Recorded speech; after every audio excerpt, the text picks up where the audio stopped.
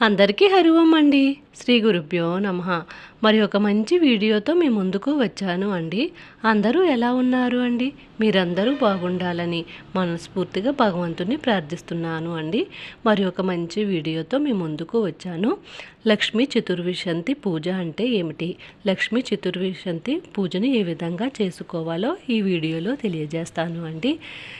ఈ పూజను ప్రతి శుక్రవారము పర్వదినాల్లో చేసుకోవడం వల్ల ఆ లక్ష్మీదేవి అనుగ్రహం చేత సర్వ సంపదలు చేకూరుతాయి అండి. తెల్లవారుజామున లేచి ఇంటి పరిసరాలను శుభ్రపరచుకోవాలండి. తులసమ్మ దగ్గర దీపాన్ని ఏర్పరచుకొని గడపను పూజించుకొని ఆ తర్వాత ఒక పీఠాన్ని ఏర్పరచుకోండి.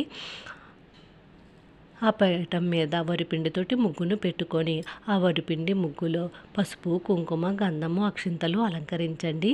ఆ తర్వాత ఒక క్లాతును వేసుకొని బియ్యాన్ని పోయండి. ఆ బియ్యం పైన లక్ష్మీదేవి చిత్రపటాన్ని ఏర్పాటు చేసుకోండి. ఏర్పాటు చేసుకున్న తర్వాత లక్ష్మీదేవి అమ్మవారి ప్రతిమ ఉంటే కూడా ఏర్పాటు చేసుకోండి. అమ్మవారి పూజను ఎప్పుడు నిర్వహించుకున్న పసుపు కుంకుమ సమర్పించుకొని నిర్వహించుకుంటే అమ్మవారి కరుణ సులభంగా దొరుకుతుంది అండి.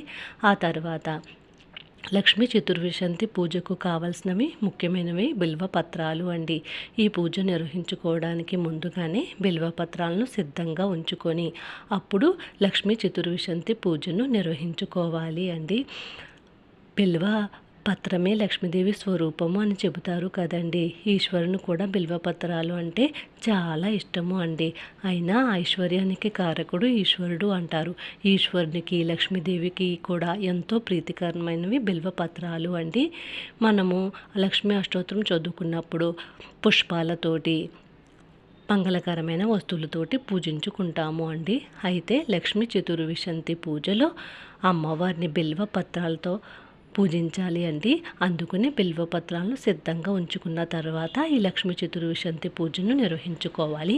ఒక్కొక్క నామాన్ని చదువుకుంటూ ఒక్కొక్క బిల్వపత్రాన్ని సమర్పించాలండి. ఒక్కసారి ఒక్క నామాలు చదువుతాను అండి. శ్రీ వెంకటేశ మహిషి మహాలక్ష్మి ప్రీత్యర్థం శ్రీ వెంకటేశ మహిషి మహాలక్ష్మి చతుర్విశంతి నామాభిః శ్రీ వెంకటేశ మహిషి మహాలక్ష్మి అర్చన కరిష్యే. అస్య శ్రీ మహాలక్ష్మి చతుర్విశంతి నామ మంత్రస్య బ్రహ్మ ఋషిః అనుష్ఠుప్ఛందః శ్రీ మహాలక్ష్మి దేవతాః శ్రీ వెంకటేశ మహిషి శ్రీ మహాలక్ష్మి ప్రీత్యర్థే జపే వినియోగః.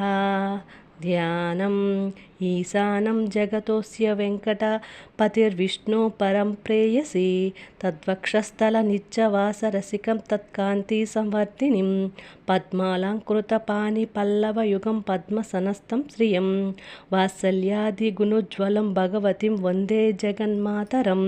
ఓం శ్రీయే నమః. ఓం లోకదాత్రే నమః. ఓం బ్రహ్మమాత్రే నమః. ఓం పద్మనేత్రాయ నమః. ఓం పద్మముఖ్యే నమః.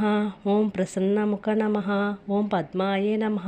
ఓం పద్మకాంత్యే నమః అనుకుంటూ లక్ష్మీ చతుర్విశంతి నామాలను చదువుకుంటూ లక్ష్మీదేవి అమ్మవారికి బిల్వపత్రాలను ఒక్కొక్క నామానికి ఒక్కొక్క బిల్వపత్రాన్ని సమర్పించుకోవాలి అండి.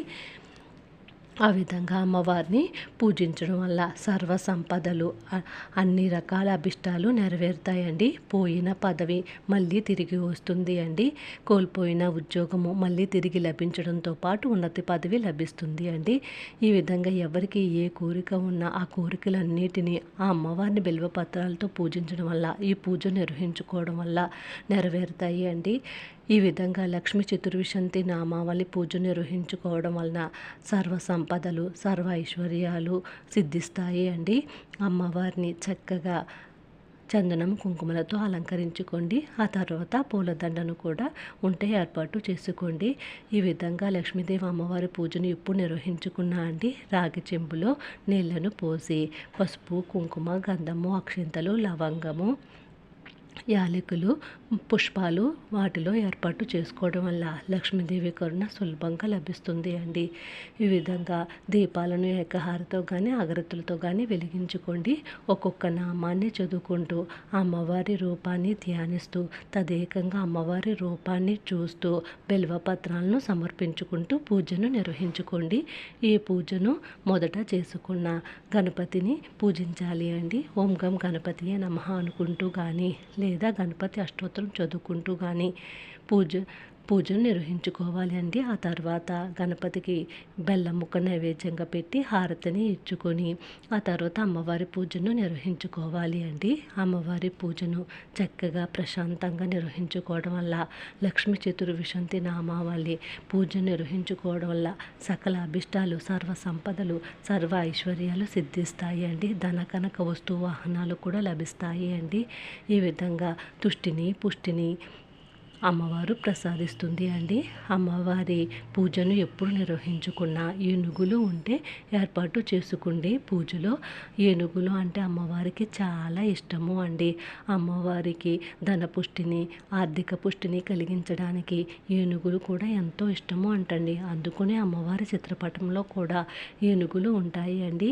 ఏనుగుల ప్రతిమలను పూజలు ఏర్పాటు చేసుకోవడం వల్ల మనకు కూడా అమ్మవారి అనుగ్రహం సులభంగా దొరుకుతుంది అండి.